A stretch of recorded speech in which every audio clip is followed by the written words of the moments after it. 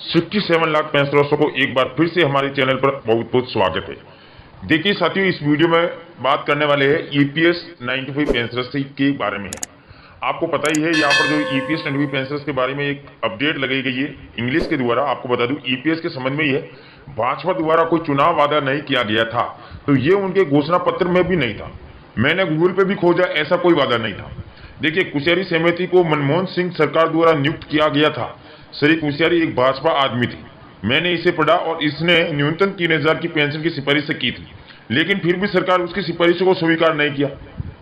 लेकिन 1000 की न्यूनतम पेंशन को मंजूरी तय की गई, ये इसे लागू नहीं कर सका क्योंकि कांग्रेस 2014 के चुनाव में हार गई थी। मोदी सरकार ने इसे 1/9/2014 को से लागू किया।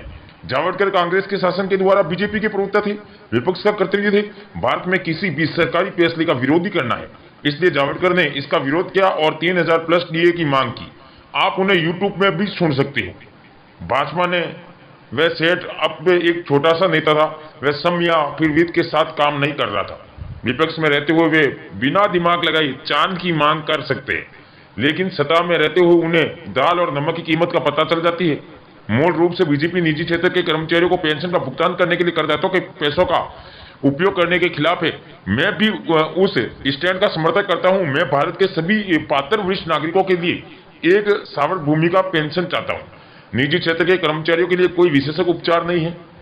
मैंने न्यूनतम पेंशन नहीं बढ़ाने के कारण, लेकिन संसद की बहस में झूठी उम्मीदें देना और ईपीएस पेंशन भोगियों की शिकायतों को देखने के लिए एचपीसी की नियुक्त करने के कारण भाजपा से नाराज हूं।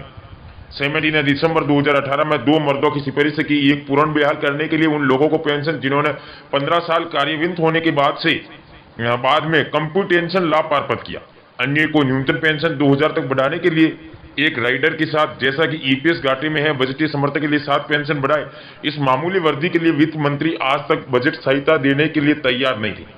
केरल सरकार हर साल 100 रुपये के लिए बिना किसी योगदान के कल्याण पेंशन में 100 की वृद्धि नहीं करती थी। अगर इरादा नहीं दिया गया था तो समिति क्यों नियुक्त की गई और बुजुर्गों को क्यों झूठी उम्मीदें दी? एससी कर्मचारियों के वकील धारा 11 के 3 के पहले केरल एससी के फैसले के कार्यान्वयन के लिए अपनी वित्तीय क्षमता दिखाने के लिए ईपीएस वित्तीय आंकड़ों का हवाला दे रहे थे। तो एक ही तरक और तरक का उपयोग ईपीएस सदस्य की न्यूनतम पेंशन को बढ़ाने के लिए बहुत कम पेंशन के साथ नहीं किया जा सकता। वेतन और पेंशन योग्य सेवा नहीं है क्या? पेंशन कोष का समान वितरण होना चाहिए, उसके लिए पेंशन फार्मूले में संशोधन की जरूरत है। वर्तमान फार्मूले में सरकारी पेंशन योजना से उधार लिया गया अंशदायी पेंशन योजना के अनुकूल नहीं है। यह केवल योगदान पेंशन भुगतान का आधार होना चाहिए, इससे ज्यादा कुछ नहीं है। कुछ भी कम न्यूनतम पेंशन को बचाया जाए, सरकार कल्याणकारी उपाय के रूप में कुछ और जोड़ सकती है। हे भगवान, लगता है आपका पेंशन का फार्मूला समझ में नहीं आया होगा। सूत्रों में 70 पेंशन योग्य सेवा डिनोमिनेटर के 2 गुना के प्रतिनिधित्व करता है, यानी 35 साल की पेंशन योग्य सेवा स्टार 2 बराबर 70, 35 भाग्य 70 बराबर 1/2 बराबर आधा। इसलिए यदि आप 35 वर्ष से ईपीएस सदस्य है तो आपको पेंशन योग्य वेतन का आधा पेंशन के रूप में तो मिलेगा। अब अधिकतम पेंशन योग्य वेतन 15,000 तो पेंशन है। देखिए, 15,000 इंटू 35 भाग्य 70 बराबर 7,500 रुपये। हालांकि जैसा कि सरकार 2 साल का बोनस दे रही है, तो आप अपने पेंशन योग्य वेतन का आधा हिस्सा 33 साल के बाद पेंशन के रूप में प्राप्त कर सकते हैं। कोष्टक 33 + 2 बराबर 35 कोष्टक। इसलिए अपनी गणना दोबारा जांचे, धारा 11 को लागू करते हुए यह सूत्र सबसे कम भुगतान वाले उच्च सूचक को छोड़ते हुए उस भुगतान का पस्त दर है। मेरा सुझाव है कि अंशदान या फिर पेंशन योग्य वेतन के आधार पर पेंशन के वितरण के लिए पेंशन फार्मूले को संशोधित करें।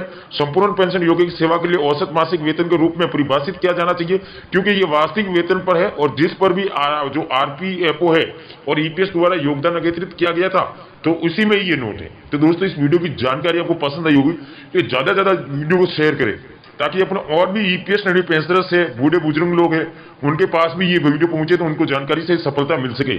इसी के साथ जय हिंद, जय भारत। आपका दिन बहुत बहुत शुभ रहे।